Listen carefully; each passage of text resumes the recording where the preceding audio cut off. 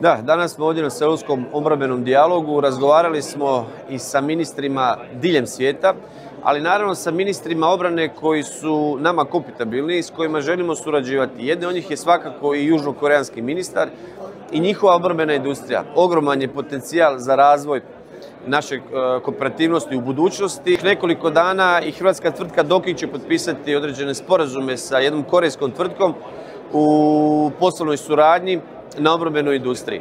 I definitivno ogroman je prostor i za naše ministarstvo raditi ozbiljne sporazume i ozbiljnu suradnju sa njihovim ministarstvom i sa njihovim sustavom obrane i opreme.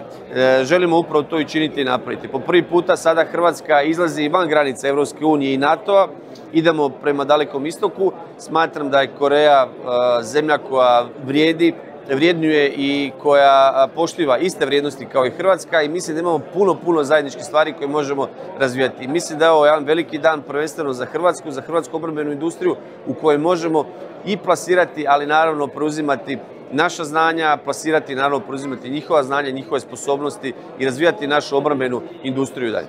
Južna Koreja ima specifičnu ulogu ovdje u Indo-Pacifičkom području, kao što i Hrvatska ima u Zapadnom Balkanu ili u jugoistočnoj Europi.